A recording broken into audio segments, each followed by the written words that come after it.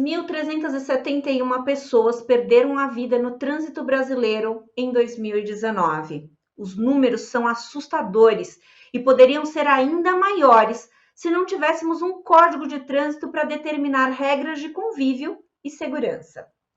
Recentemente, o nosso Código de Trânsito sofreu alterações que entrarão em vigor a partir do ano que vem.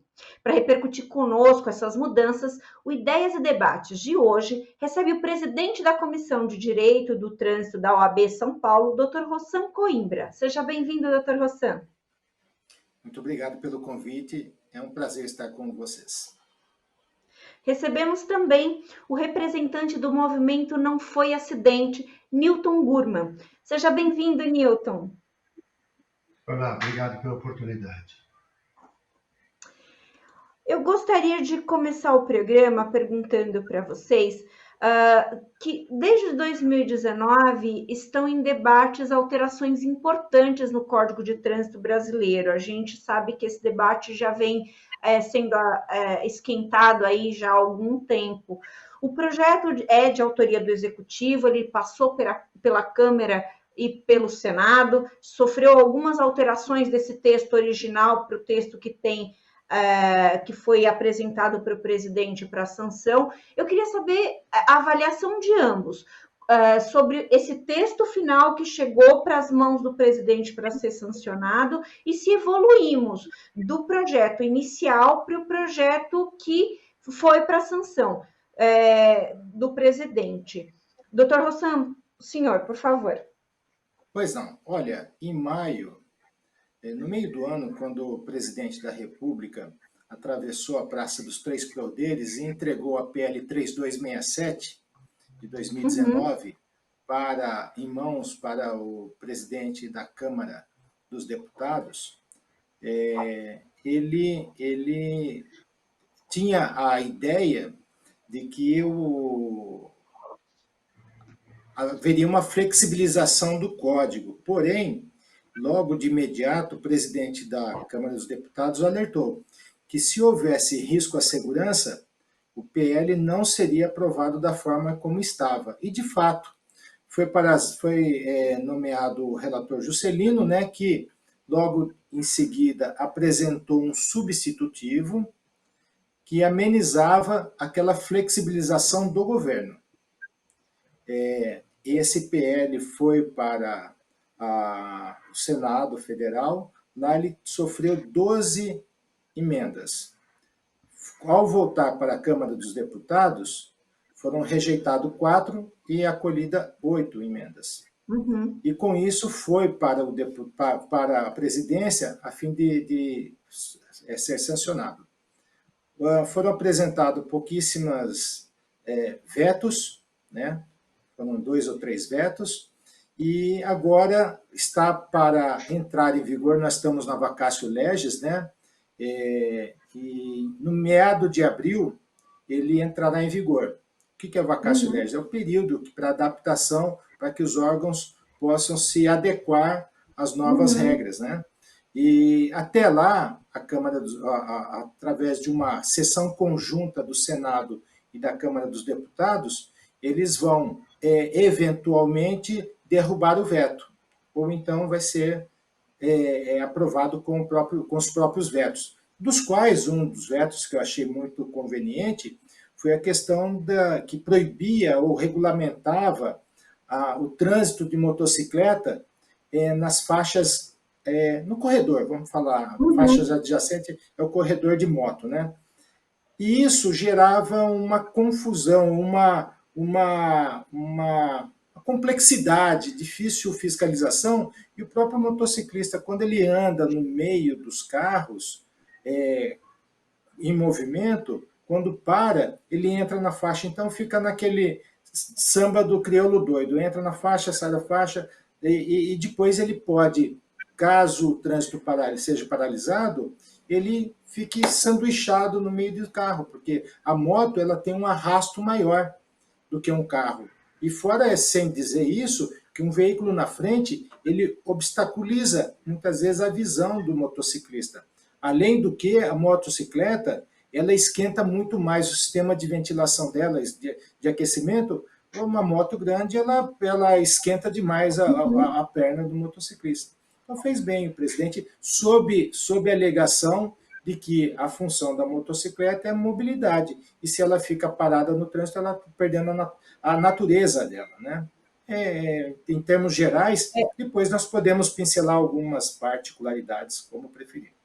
E ainda falando aí sobre essa questão do corredor, né, doutora? A gente tem aquele negócio que, às vezes, no trânsito insano, o motoqueiro pede pela esquerda ou pede pela direita a passagem para o corredor, e você, ali no meio, como motorista, você fala, o que eu faço? Às vezes tem isso, né? Então, quer dizer, tem que haver essa harmonia aí entre ambas as partes, o respeito também. A gente tem que lembrar, por exemplo, nesse caso dos corredores, que as bicicletas estão tomando muitas vezes esse espaço e que a gente tem que respeitar. Ninguém sai de casa para pegar o seu veículo para matar ninguém, né? Pelo menos eu, como motorista, não faço isso. E eu acredito que vocês também não. Então, assim, né, a gente tem tem que regulamentar para que seja melhor cada vez mais. Qual a sua avaliação, Newton, sobre o projeto, sobre essas alterações, sobre o projeto que chegou lá para a sanção do presidente da República? Veja, na verdade, o doutor é um especialista no assunto e eu sou um especialista em dor. Eu tive um sobrinho assassinado violentamente no trânsito por uma motorista entre 63 e 93 km por hora, numa via que era permitido 30. Então, embora eu seja urbanista e arquiteto, eu falo muito com o coração, muito da dor. Eu acho que o projeto que o governo mandou para o legislativo é de todo um absurdo. Ele é a contramão do que o mundo está fazendo. Quando o mundo tem uma corrente pelo slowdown, diminuição de velocidade, mais cuidado, mais fiscalização, mais punição, mais restrição a motoristas que não respeitam o Código de Trânsito, né? Em geral, o que foi mandado para o Legislativo é um código muito mais permissivo. Então, ele aumentava direto para 40 pontos, depois foi revisto, se a pessoa tem uma multa grave ou duas, quer dizer, se falava que estava assim, meno male, né? Mas é péssimo isso. A sinalização que se deu é que esse novo governo, que teria como função tutelar pela vida, tutelar pelo cidadão, na verdade ele está flexibilizando as punições, as leis, já tinha dado uma sinalização que diminuiu a parte de fiscalização por radar nas ferrovias, nas rodovias federais, né? Quer dizer, toda uma sinalização na contramão do que a gente vinha fazendo desde que o Brasil foi signatário com a ONU, né, da década pela redução de acidente, que nós não conseguimos atingir. Especificamente pelo veto dele em relação à moto, na minha leitura, estava mal redigido. O Brasil é um dos poucos países que permite esse trânsito entre carros. Não existe essa faixa da moto. Nessa faixa da moto, os motociclistas, eu sou um motociclista, né, se apropriaram delas, mas não existe segurança para que as motos andem nessa faixa. Então, ao meu ver, era importante realmente uma lei, mas uma lei que regulamentasse com clareza.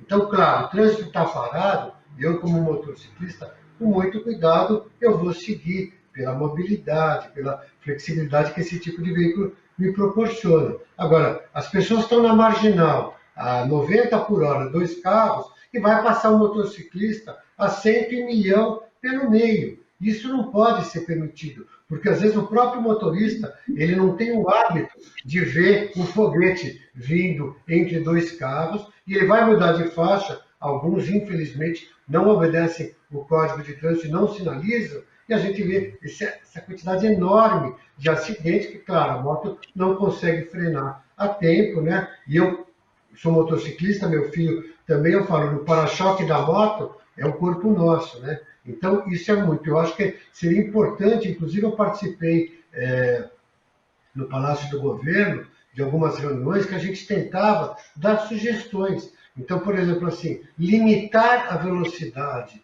em que a moto possa trafegar no meio dos carros, eu acho que seria de suma importância seria super razoável. Quer dizer, sei lá, 40 km por hora, 50 km por hora, eu acho que é razoável. Os carros estariam parados, né? E ele vai a 40 por hora. Agora, se os carros estão a 40, eu não vejo necessidade de melhorar a mobilidade e a moto em uma velocidade superior a essa. Claro que a gente tem que submeter isso a técnicos. E, infelizmente, o que eu tenho visto, né, são, em linguagem popular a gente fala, são canotadas de pessoas que não escutam, né, todos os engenheiros, especialistas em segurança viária, que estão fazendo um trabalho no mundo inteiro.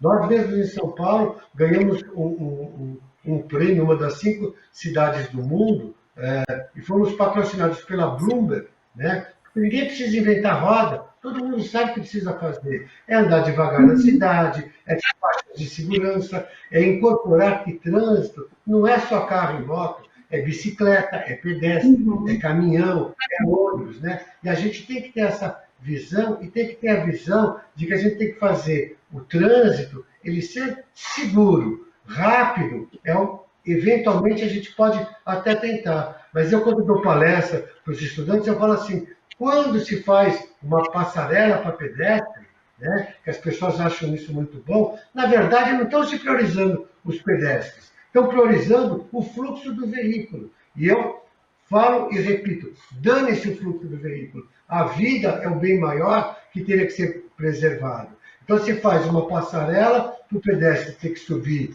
10 metros de altura para atravessar, para que o carro não tenha que parar. Então, assim, eu acho que a concepção do Brasil, e quando eu falo governo, eu estou falando prefeitos, governadores, o presidente, todos eles. Quando eu falo em legislativo, é a Câmara, os senadores, é as assembleias legislativas, a Câmara dos Vereadores de cada cidade, elas têm que ter como foco tutelar vidas, ao custo que for. Se vai diminuir a velocidade dos carros, paciência. Se uma vida for preservada, já valeu o sacrifício. Então, eu acho que realmente esse código, como ele passou no legislativo, ele teve alguma evolução. A questão de que a pessoa não pode mais pagar vidas com cesta básica e serviço comunitário, eu acho brilhante. A lei que nós propusemos como iniciativa popular, né? Foi até o seu colega Maurício Januzzi que nos ajudou a redigir, que já aumentava a pena para cada crime, seja doloso ou culposo, mas de trânsito, com álcool, mudava a penalidade de 2 a 4 para 5 a 8.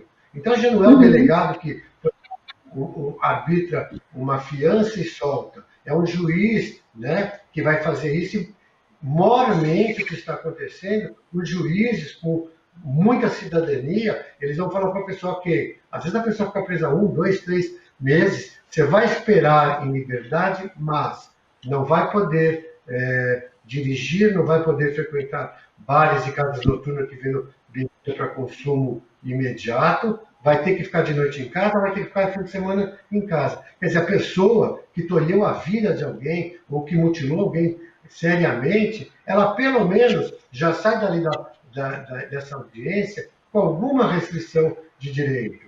Eu quero lhe dizer, doutor, que no caso do meu sobrinho, nós, como emissora de TV, depois de a Gabriela Guerreiro Pereira ter a carteira suspensa por alcoolemia pelo Detran como medida administrativa, nós filmamos com uma emissora de TV ela andando a 60, 80 por hora em frente ao Palácio do Governo. Ela morava no mesmo prédio que o Alckmin.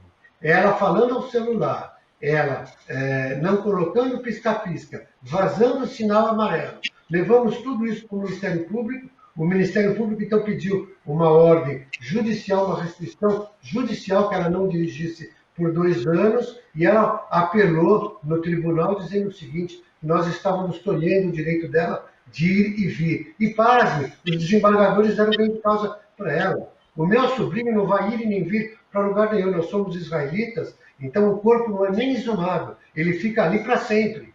Então esse direito ela tirou dele. Então quando a gente fala do amplo direito do contraditório, o amplo direito de defesa, a gente tem que perguntar para quem é esse direito? É só para o criminoso? É só para o infrator? E a família que tem a pena perpétua da dor da perda? Né? E a pessoa que perdeu a vida? Esses inúmeros recursos, inúmeras brechas de lei tornam tudo isso muito permissivo e sinalizam erroneamente para a sociedade que tudo bem beber e dirigir, tudo bem correr e matar, tudo bem falar no celular e mutilar. E o que a sociedade, as leis de governo, né, tem que sinalizar é que isso não é permissível, isso não Sim, é aceitável. Por isso tem que ter a punição. Desculpe, por favor. sim, sim. Doutor Rossan, o Newton colocou aqui questões para a gente que são realmente muito pertinentes, ainda que ele tenha colocado aqui que foi que ele coloca como de um lado sentimental, mas a gente sabe que isso é concreto, não é só sentimental, é concreto, são questões levantadas muito pertinentes. E aí eu queria saber da sua análise ali como digamos assim, um analista do direito de trânsito, eu queria saber, sob o ponto de vista jurídico, o senhor acha que a gente tem um código de trânsito ideal ou ainda precisamos aprimorar pontos para não chegar a isso que o Newton acabou de falar para a gente? Sim, além de advogar na área do direito de trânsito há 30 anos, né, desde 1989, nós acompanhamos casos e mais casos, né, tanto administrativamente, judicialmente, e vemos acompanhando, nós tivemos 39 alterações legislativas no decorrer durante a vigência desse código atual, que ele é de setembro de 1997 e entrou em vigor em janeiro de 98. Eu comecei a advogar ainda sobre o código anterior. E ele representa, assim, um grande avanço. Ele tem sofrido alterações com uma busca do esforço legal para aprimorá-lo, né? Nós temos aproximadamente quase 800 resoluções. Lógico que algumas resoluções dizem respeito a uma alteração da própria resolução anterior. Acreditamos que é necessário sim alterar, porém, a profusão, a grande quantidade de leis e isso faz com que haja dificuldade, inclusive, das pessoas acompanhar e se atualizar, né? E há uma necessidade de maior perenidade da lei, ou seja, ela tem que ser mais duradoura e menos tanta lei, para que ela seja realmente conhecida e cumprida. Tá? Nós vimos uma grande mudança na lei do caso dirigir sob efeito do álcool, né? Nós tivemos a lei seca, a nova lei seca, depois tivemos realmente o doutor Maurício, foi quem ajudou a PL, que aumentou a quantificação da pena de crime homicídio, lesões corporais culposa, e equiparou a quantificação da pena. Ainda que exista aquela discussão doutrinária, foi culposa ou foi dolosa, foi dolo eventual? Não importa, o resultado vai ser a mesma, a quantificação da pena é a mesma, e de fato, como disse Guzman, delegado não arbitra mais fiança, é só o juiz quem arbitra a fiança. Então, nós realmente fomos verificando ao grande know-how, inclusive, que o Detran de São Paulo tem, que é um dos mais eficazes em relação à suspensão de carteira, cassação, e tem, assim, uma avalanche de processos. Nós temos 1 milhão de carteiras pedidas, né, que estão lá para ser cumprida a suspensão, aguardando as pessoas entregarem. Infelizmente, essas pessoas só acabam entregando a carteira quando vão renová-las. Elas juntam todas as penas numa só e ainda se beneficiam com prazo de suspensão. Mas isso está mudando. Só para fazer um registro, o doutor Maurício Januzzi já esteve aqui conosco em outro programa tratando de um outro assunto, né? No caso era o de fake news, e é um excelente advogado, um excelente jurista, e na pesquisa que eu fiz, eu vi a interligação que o doutor Januzzi fez com o movimento Não Foi Acidente para a criação de legislação, eu achei isso bem interessante. E eu queria, Newton, que você falasse um pouco para a gente o que é o movimento Não Foi Acidente, como que ele surgiu. A gente sabe que é uma das redes que tratam dessa questão do acidente de trânsito, acho que uma das maiores da América Latina, se não do mundo, sei lá. Eu não sei dizer ali em outros patamares, mas no Brasil, com certeza, é uma das maiores para falar sobre essa questão do abuso no trânsito. Eu queria que você falasse um pouco do Não Foi Acidente, o que é? Na verdade, quando o Vitor foi, eu sempre falo que não foi acidente, quando ele foi criminosamente assassinado, ainda está na justiça se de maneira dolosa ou culposa, resta muito pouco para você fazer. Então, a família, né, eu acho que a gente se mobilizou, vamos lutar para que ninguém mais passe por essa dor. Vamos lutar para tentar minimizar as mortes no trânsito. A gente teve embora a gente sempre visse na televisão, pessoas que eram atropeladas, acidentes enormes, crimes enormes envolvendo motoristas alcoolizados, parece que depois que acabava a notícia, isso passava. Agora, depois que você tem um ente querido assassinado violentamente, isso não passa nunca mais. Então, a gente começou, aliás, no começo um movimento chamava Viva Vitão, né, em homenagem ao Vitor. O Vitor foi atropelado em 23 de julho. No comecinho de setembro do mesmo ano, o Rafael Baltresca teve a mãe e a irmã atropeladas em frente ao shopping Vila Lobos. Um motorista também alcoolizado, em excesso de velocidade, ele achou que a entrada do shopping era uma rua. E ele virou à direita na marginal e esmagou as duas contra o muro. Isso foi no final de semana. Na sexta-feira, o Rafael estava no programa de televisão e ele usou essa expressão. Gente, contou que o delegado chamou, a hora que ele chegou, tinha 2 caixões, a mãe e a irmã, e ele falou, gente, isso não foi acidente, a gente tem que fazer alguma coisa. E, inclusive, no mesmo programa estava o Dr. Maurício Januzzi, que acabou falando assim, olha, a gente precisava de um projeto de iniciativa popular e tal. Então, nós falamos assim, esse projeto, nós vamos lutar por ele. Então, nós começamos a colher assinaturas, quando tínhamos 800 mil assinaturas, eu resolvi apresentar para uma deputada, como nós estamos na época de eleição, não posso mencionar o nome, mas para que ela apresentasse isso ao Congresso e nós não tivéssemos que esperar mais 500 mil assinaturas. Na época, eram necessárias 1.300.000 assinaturas.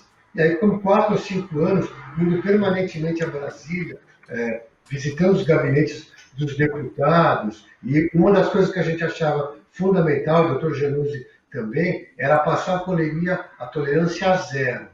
Por quê? Porque como aquele entendimento que dizem que a pessoa fazer o bafômetro, ela está produzindo prova contra si, muitos se negam a fazer. Então, se fosse a tolerância a zero, qualquer médico, não precisava ser PML, poderia testar se a pessoa estava em efeito de alguma droga lícita ou ilícita ou não. Isso nós não conseguimos no Congresso. Senão, segundo o Hugo Leal, que virou um grande amigo meu nessas minhas frequentes idas a Brasília, ele falou que no Congresso nosso, infelizmente, funciona o corporativismo. Os deputados discutem todas as leis com um copo de uísque ou uma taça de vinho na mão. E quando o deputado vai legislar e ele imagina que aquela lei pode acabar prejudicando a ele ou aos seus, né, ele acaba não aprovando, e foi o que aconteceu.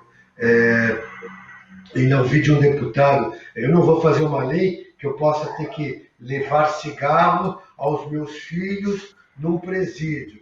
Eu falei, olha, é melhor se eu levar cigarro e flores um cigarro no presídio do que flores num túmulo, né?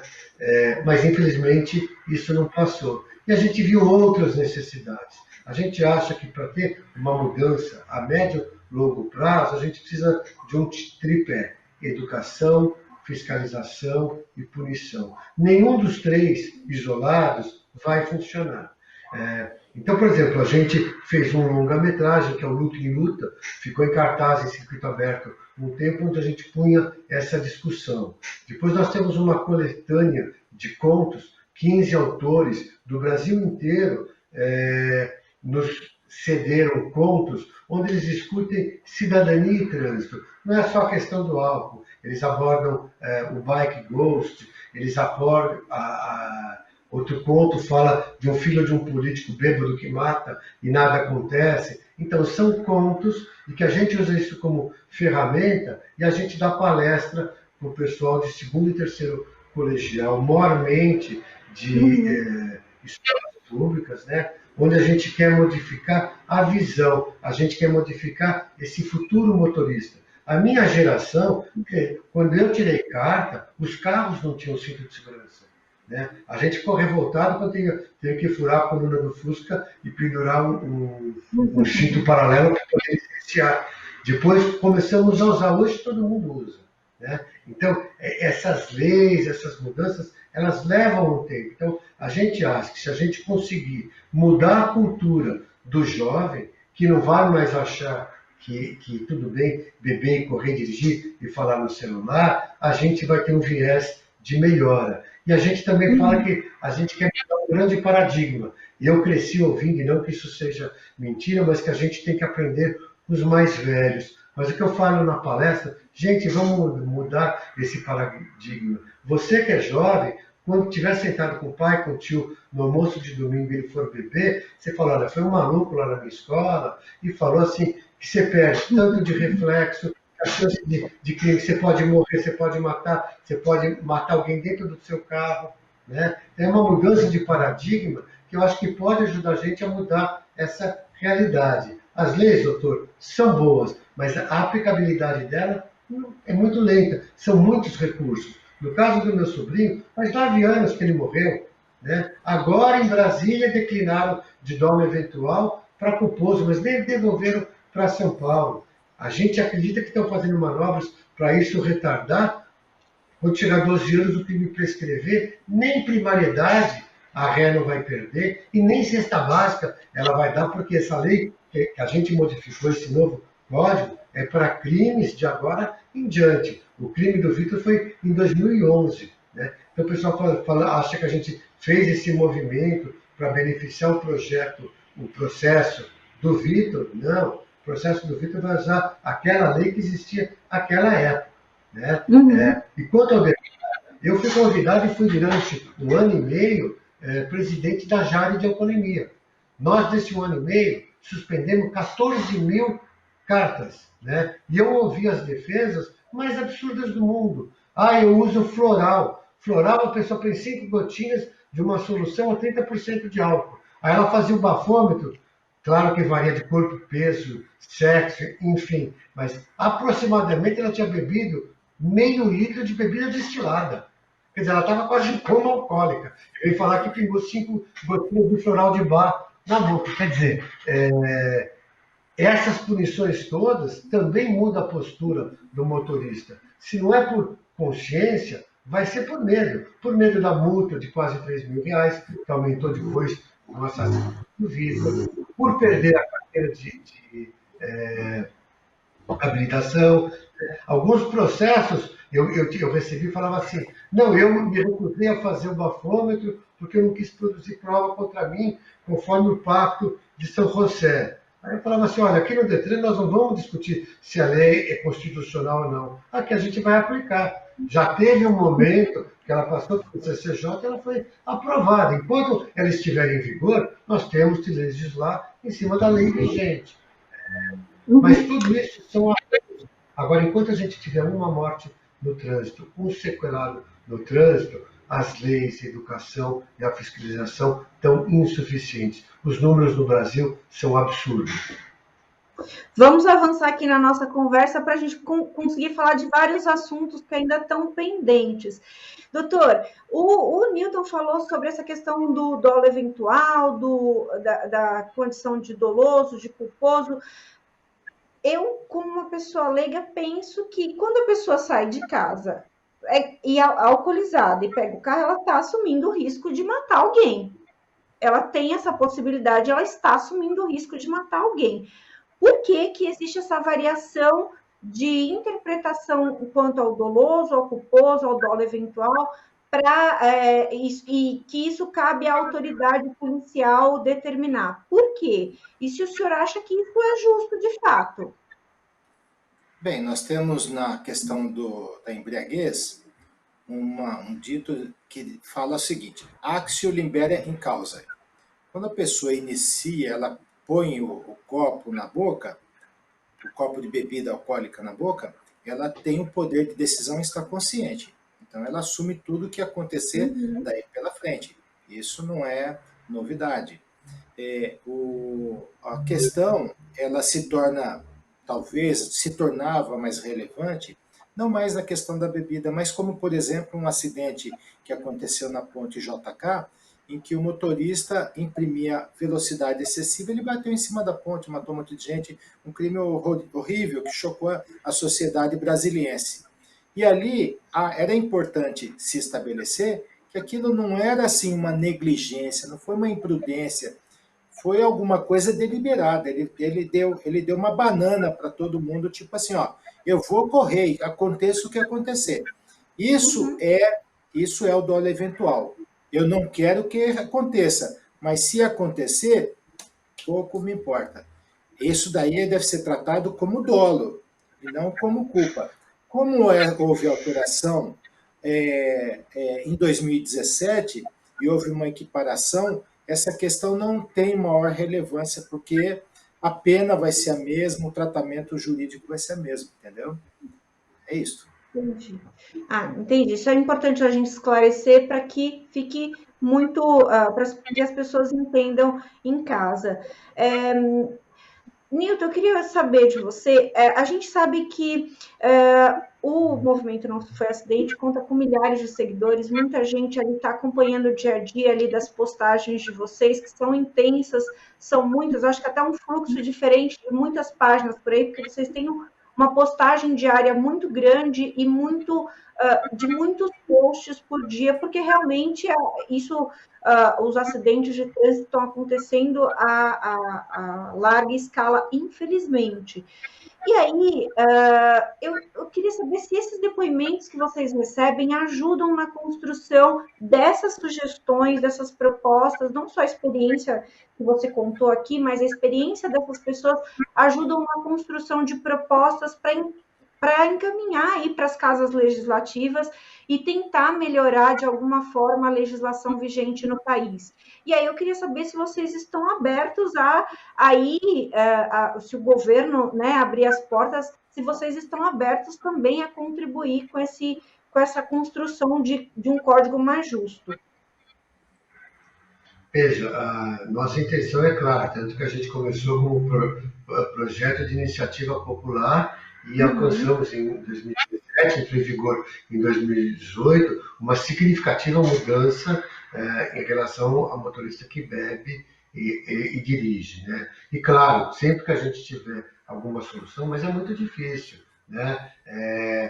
Eu entrei em contato com o pessoal da Organização Mundial de Saúde, nós fizemos inclusive cursos de advocacy em Brasília, na OMS, e o mundo inteiro tem um monte de proposta. Então, vários países que também são signatários do Pacto de São José, da pessoa não precisar produzir prova contra si, Estados Unidos, França, Espanha, eles fizeram o seguinte: a carteira de habilitação deixou de ser um direito do cidadão, passou a ser uma concessão do Estado. E quando a pessoa recebe, nos Estados Unidos não é em todos os estados que é assim, mas é na maior parte. Quando a pessoa recebe a habilitação dela, ele assina que ele vai fazer todo e qualquer exame solicitado por entidade pública para aferir poder de decisão, poder de lucidez, né? Para saber se a pessoa está drogada, embriagada ou não. Então, se ela se recusar a fazer, é pior, porque ela vai estar descumprindo uma ordem judicial e pode ser presa por isso, que nem nós tivemos no caso do assassino da mãe e da irmã do Rafael. Ele estava discutindo se era doloso ou se era culposo, e nós, com outra emissora de televisão, ele estava proibido de dirigir, proibido de frequentar bares. Nós filmamos ele saindo do trabalho, ele tinha que estar 9 da noite em casa, saiu às 8 e pouco do trabalho, entrou num bar, a gente filmou ele tomando 1, 2, 3 cervejas, proibido de dirigir, saiu de lá, pegou o carro e foi para casa. E no outro dia a emissora, por uma questão de pauta dela, ligou para ele e falou assim: olha, nós estamos fazendo um trabalho jornalístico sobre pessoas que se envolveram, infelizmente, em acidentes e estão arrependidas. Ele falou que ele estava super arrependido. Aí perguntaram se ele cumpria as determinações judiciais de não sair de carro, ele falou que cumpria todas. Aí essa emissora pegou e colocou as duas com jornal dizendo a data que na noite anterior ele tinha dirigido, que era proibido, bebido, que era proibido, pior, dirigido de novo sob efeito de álcool, 3 garrafas de cerveja. Quando ele foi na audiência para saber se era culposo ou se era doloso, quero até dar o mérito para o doutor Januzzi, que advoga tanto no caso, advogou no caso do Vitor, como advoga no caso do Rafael Baltresca, os desembargadores deram ordem de prisão para ele. Né? Quer dizer, isso é uma sinalização para a sociedade. Olha, a mamata está acabando. Né? Ainda é um número, sei lá, infinitamente pequeno diante dos crimes que ocorrem no trânsito, de pessoas que são efetivamente punidas com prisão, ou mesmo, às vezes, na esfera civil, que nem nós conseguimos ganhar em todas as instâncias, de pagar uma indenização, mas são pouquíssimos. A grande maioria, infelizmente, não acontece nada.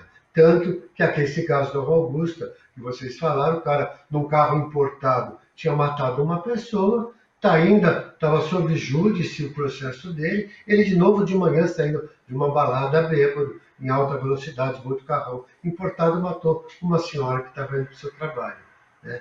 Então, isso é muito difícil. Nós também temos um outro lado que o movimento faz, chama Acalmando o Coração, que é um movimento de acolhimento. As mães que perderam seus filhos, os pais que perderam seus filhos, eles acolhem as pessoas que perderam seus entes queridos, mas é um acolhimento, não é terapia. Em alguns casos, tem psicólogos que frequentam, a própria mãe do Vitor é psicóloga, que se percebe que a pessoa está realmente precisando de uma ajuda profissional, então ela é encaminhada para o pessoal do Quatro Estações, ou para algum acompanhamento psicológico, né? Mas as pessoas acabam se unindo, porque a vida delas se transforma na mesma pessoa. Quer dizer, você perde um monte de amigos, não porque é difícil conviver com a dor.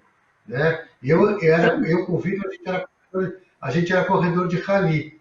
Né? No primeiro rally que eu fui participar depois do crime do Vitor, eu consegui um bafômetro. Né? Óbvio que na legislação do rally é proibido o consumo de álcool, ainda mais que tem um navegador que tem que falar direita, esquerda, qual a velocidade. E óbvio que eu, depois de 10 anos frequentando, sabia que 99% vai com uma caixa de cerveja dentro do Jeep. Aí eu fiz, olha, não vai ter punição nenhuma, é só educativo.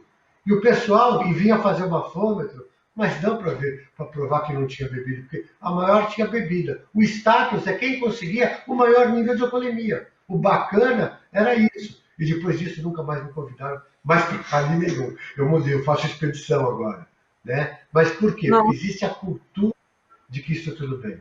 Então, quer dizer, sempre que tiver uma brecha, a gente vai dar palestra, vai levar leis, vai tentar discutir leis, como a gente fez nessa última alteração do Código. Nós tentamos, os deputados que são pares nossos, pedir para barrar isso. Né? Ficamos até surpresos com a Ired, que teve o filho assassinado pelo Carli Filho, a 190 por hora, voando, que degolou o pescoço do menino, e que depois virou deputada federal, votou a favor desse código. Né? Mas a gente faz esse trabalho, é o que o pessoal da OMS chama de advocacy. Né? A gente tenta influenciar o público, em esfera municipal, estadual ou federal, para tutelar pelo cidadão, que, em última análise, é obrigação dele. Sim, eu queria perguntar para ambos se vocês acham, o Newton já até foi um pouco por esse caminho, mas eu queria uma resposta mais clara de vocês, se vocês acham que a educação pode mudar essa condição do trânsito, se a educação de base, ou seja, nos primeiros anos escolares, as crianças já terem essa noção de o que é um motorista, um bom motorista, um motorista consciente, e se vocês acham que a multa também é uma maneira de educar. Doutor Rossam, por favor. Bem, eu tenho uma experiência própria com meu filho. Ele fez um curso, né, com a Polícia Militar, ela é educativo, né? E eu estava levando para a escola e ele me chamou a atenção por algum comportamento meu lá. E isso me encheu de orgulho e é uma demonstração de amor e de carinho que a criança tem por um assunto que toca a todos nós. Eu sem dúvida que educar é o melhor caminho para todos, né? E só que infelizmente até aqui pouco se tem feito em relação a isso em termos de Código de Trânsito Brasileiro. Nós temos, por exemplo, todos os órgãos executivos de trânsito, seja a estadual, seja municipal, rodoviário, eles têm que ter escolinha, né? Então nós temos projetos muito bonitos, por exemplo, o projeto Bem-TV, Cidade Mirim, do Detran, são são alguns dos exemplos.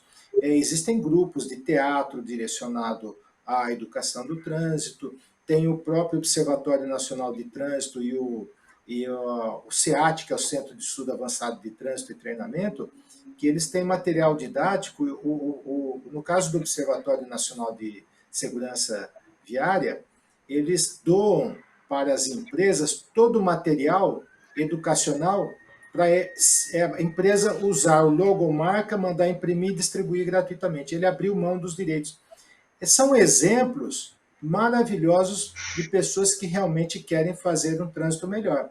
E a OAB também está preocupada com isso, tanto é que nós temos buscado diálogos com o presidente do CETRAN, doutor Frederico Perotti, nós temos procurado a própria direção do DETRAN. Então, a OAB ela se preocupa efetivamente com um direito melhor.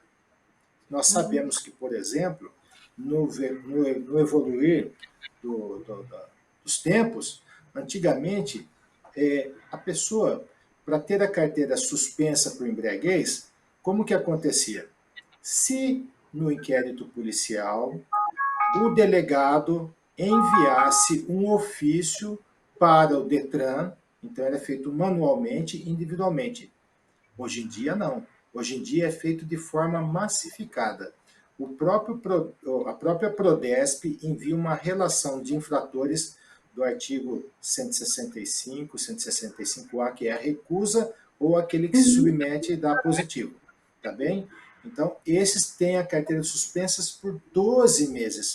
Não é 6 meses, não. São 12 meses. Sempre 12 meses. É pré-taxado 12 meses. E se ele for tomar uma multa durante o período que estiver cumprindo suspensão, aí, ou ele for reincidente no período de 12 meses, enfim, é cassação. Né? Se for por outro motivo, é cassação. E se for pelo mesmo motivo e no período de 12 meses, também é cassação. Cassação são 2 anos sem poder dirigir. E para voltar a dirigir, não é um cursinho de reciclagem, tem que se reabilitar. É isso. Importante. Nilton, o que você pensa sobre essa questão? A educação é o caminho? Na verdade, eu não acho, tenho certeza absoluta que a educação é o grande caminho, né? Outras ONGs, como a Fundação Tiago, lá de Porto Alegre, eles têm peças e levam material, fazem acordo com os CTs e DETRANs estaduais, lá não chama CT, tem outro nome, o municipal, para fazer convênio com as escolas. Eles têm peça para criança de 3 anos, né? Nós levamos o nosso livro, no caso, no CT de São Paulo, e chegamos a algumas discussões, inclusive trouxemos muito material do Criança Segura, né, para discutir esses cursinhos, né, onde os especialistas falavam assim, olha, meus filhos hoje, eu sou avô, né, mas os meus filhos quando tinham 10, 12 anos foram fazer aquele que anda no carrinho de pedal e para no farol. O pessoal os técnicos que dão apoio à criança segura acham que isso é errado, porque a posição que a gente tem que dar para a criança não é do motorista. Se a gente não corre o risco, de acordo com a idade, a pessoa achar que ela está habilitada, a criança, o pai sair do carro, ela ligar e sair e fazer uma desgraça. Então, o que é muito importante é, por exemplo, a criança subir num caminhão e verificar que se tiver outra criança a 1, 2, 3, dependendo da altura do caminhão, que o motorista não vê a criança. Então, isso é importante. É importante ensinar que, se ela for atravessar, ela tem que dar mão para o adulto. É importante ela entender que, quando o sinal está vermelho para o carro, aí sim ela tem que ver se os carros pararam e ela pode atravessar. Né? Mas eu acho assim, a própria palestra que a gente dá, a gente tem uma devolutiva muito grande. Eles comentam as barbáries que o pai, que o irmão mais velho fazem. Já teve palestra que eu dei, que o menino começou a chorar, que o irmão dele tinha morrido 15 dias antes na Jaco Pêssego, porque estava voltando de uma balada com mais 4 amigos, todos bêbados, e ele bateu num poste, né? Então a gente tem essa devolutiva, né? E a gente acha que a gente vai colher esses frutos da educação lá para frente. Mas eu quero retomar um ponto. Só a educação não basta. Nós temos que fiscalizar e nós temos que punir. A punição é o que vai sinalizar à sociedade que aquela conduta não é admissível. Nilton, você tocou num ponto muito importante aí, que não é só ensinar a ser motorista, é ensinar a ser pedestre também, né? Para que essa relação seja harmônica e ninguém se exponha ao risco, ninguém perca a sua vida aí por imprudência, por uma questão aí que de repente poderia ser evitada. Infelizmente, nosso tempo acabou. Eu gostaria muito de estender essa conversa que é importante para todos nós. O trânsito está envolvido na vida de todo mundo, mesmo para quem não dirige, está envolvido na vida de todo mundo, e é importante que a gente tenha muito claras as regras de trânsito, as nossas obrigações ali como pedestre, como motorista, é muito importante. Doutor Rossam, muito obrigada pela sua participação aqui no Ideias Debates. Foi excelente o seu posicionamento aqui. Muito obrigada, doutor. É sempre um prazer poder colaborar com essa conceituada emissora e nos colocamos sempre à disposição. Eu que agradeço. Nilton, queria também agradecer a sua participação, desejar os sentimentos pela perda dos seus sobrinhos e de tantas pessoas que perdem os seus entes queridos aí por uma imprudência de um motorista, às vezes, embriagado, enfim, por N motivos, e dizer que o movimento Não Foi Acidente é um movimento importante, eu acho que para toda a sociedade brasileira de conscientização, e essa é uma iniciativa que vocês realmente merecem parabéns. Chegou por uma dor, mas eu acredito sim que ajuda muita gente, essas mães que vocês acolhem, essas pessoas que vocês tratam do acidente, do assunto, e até tentam dar voz a essas pessoas ali por meio dessa negociação, digamos assim, com as casas legislativas, com o poder público. Muito obrigada também pela sua disponibilidade em falar conosco. Eu que agradeço, né?